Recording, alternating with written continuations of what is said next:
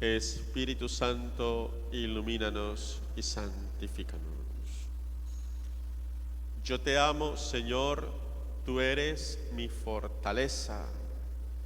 Respondíamos nosotros en el Salmo que está atribuido al rey David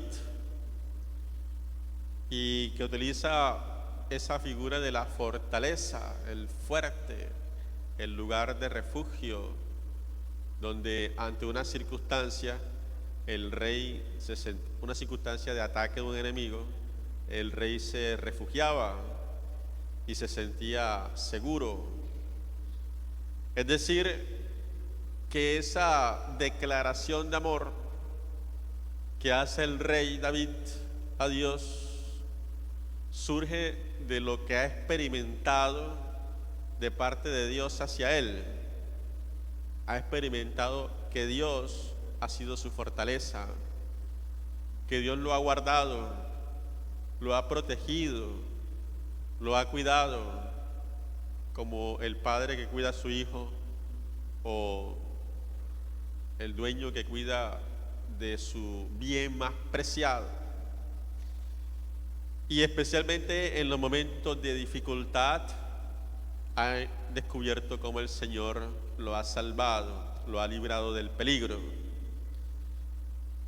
Va a decir el apóstol San Juan en su primera carta que el amor de Dios consiste en que Él nos ha amado primero a nosotros.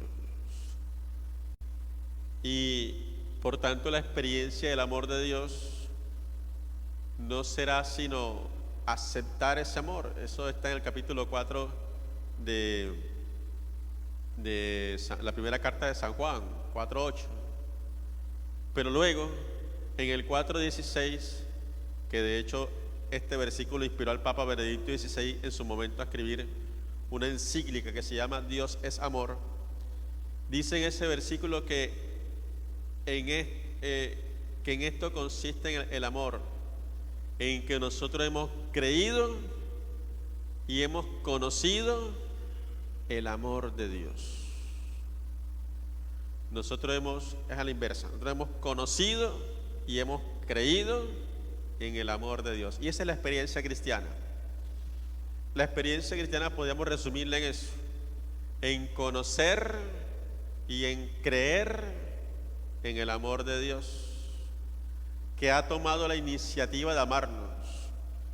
Y decir que hemos conocido es decir que lo hemos experimentado de una u otra manera, como el rey David, que lo ha experimentado en los momentos de su vida, especialmente en las dificultades, como ese protector, ese refugio, esa fortaleza.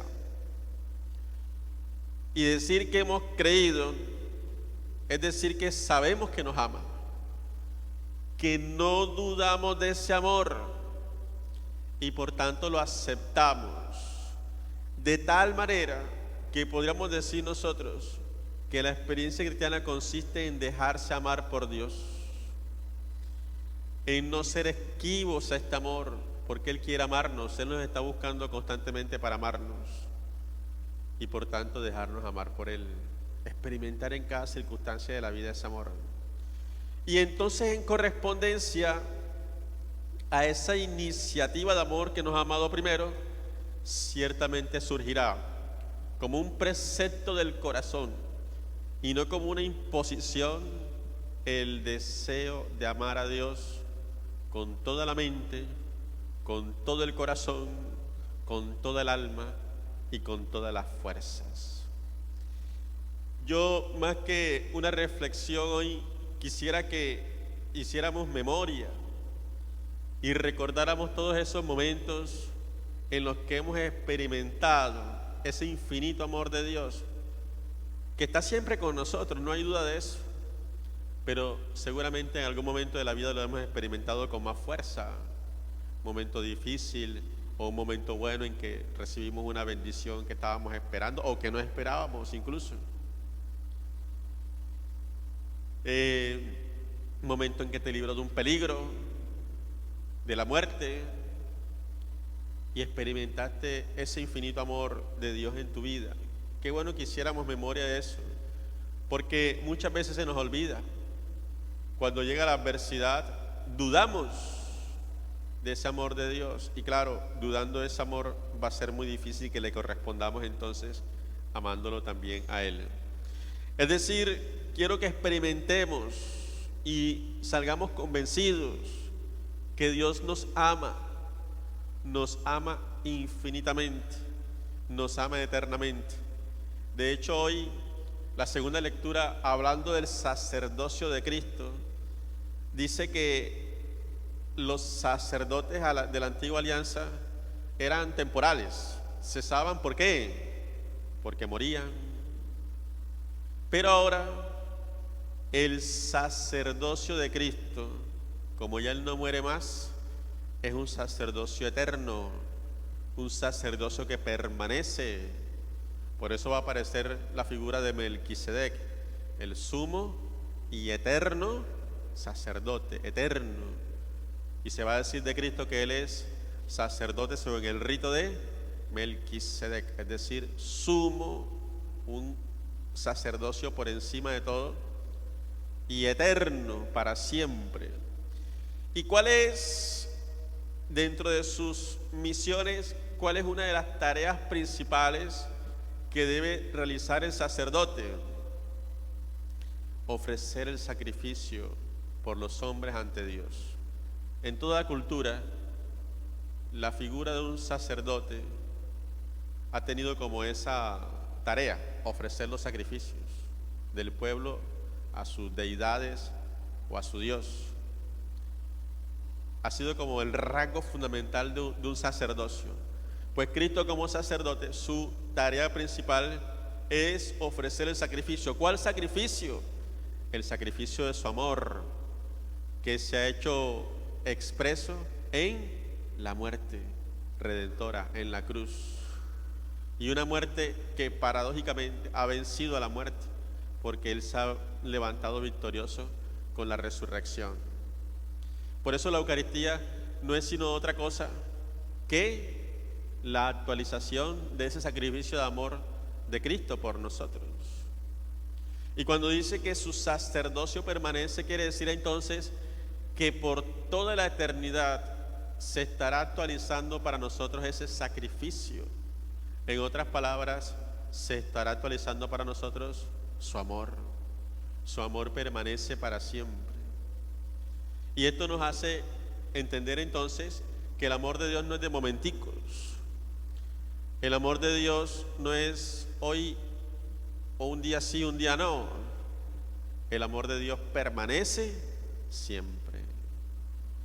Por tanto, no dudemos, Dios te ama profundamente, te ama con locura, te ama hasta el punto de haber dado la vida, y si fuese necesario la volvería a dar por ti y por mí, porque está perdidamente enamorado de cada uno de nosotros. En nuestra experiencia afectiva se dice que hay algunos requerimientos para poder estar afectivamente sano. Por ejemplo, hay quienes dicen que aproximadamente uno necesita unos 20 abrazos por día para ser feliz. Entonces, hay que ejercitarnos en esa práctica. Hay quienes dicen, por ejemplo, que uno debe en su familia enojarse menos y reconciliarse más, pedir perdón, dar perdón, sonreír más. De hecho, recuerdo por allá en una clase de comunicación que nos dijeron que cuando uno está enojado y frunce el ceño y arruga el rostro por el enojo, está involucrando más de 300 músculos. Pero cuando uno sonríe, está involucrando apenas un poco más de 100. Entonces nos decía, al menos por ahorrar arrugas, hay que sonreír más y coger menos rabia. Y a veces uno hace eso, es decir, a veces en la casa se enoja con el esposo, con la esposa, con los hijos, con la familia, y viven enojados. Y Dios nos guarde, pasa algo y luego nos lamentamos el haber estado así con la familia? ¿Por qué? ¿Por qué permanecer en esos enojos y en esas indiferencias cuando estamos llamados a amarnos, especialmente en ese núcleo fundamental que es la familia? Y se dice también que uno debe expresar más ese afecto diciéndole al otro cuánto lo quiere, cuánto le ama. Cuando lo recibamos, uno debe estar diciéndolo.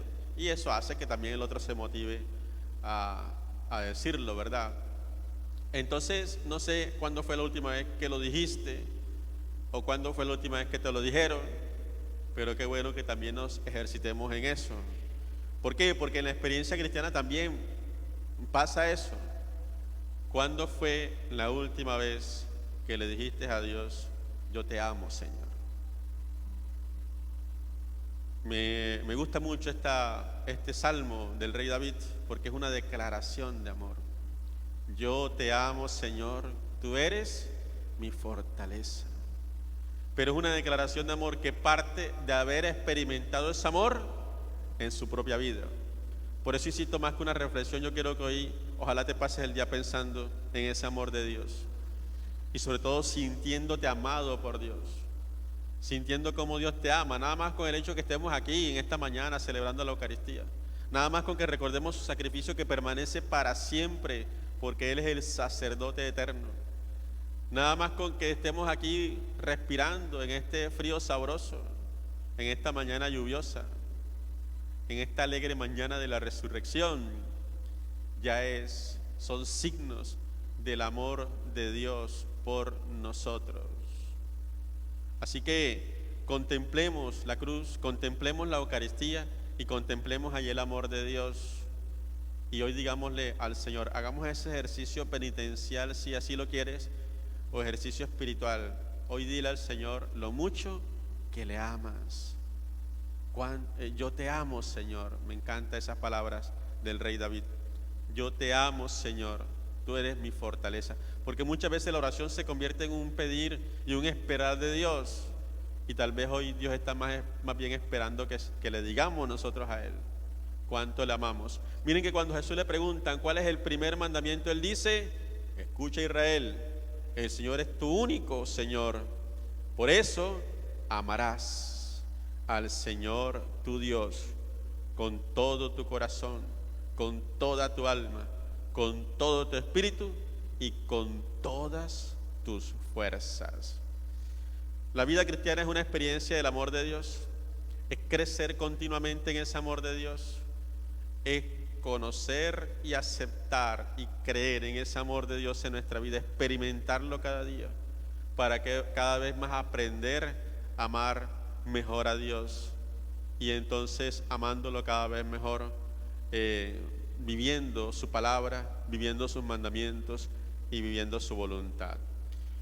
Créelo de corazón, convéncete, sal de aquí convencido de eso. Jesús te ama, Dios te ama hoy como te ha amado siempre y te amará eternamente, porque su razón de ser, de existir, es amarnos a nosotros. Y que de tu corazón hoy surja ese amor hacia Dios y ojalá en la oración se lo puedas expresar, uniéndonos a las palabras del rey David. Yo te amo, Señor, tú eres mi fortaleza. Que así sea. Lámpara es tu palabra a mis pies, lumbrera mi camino.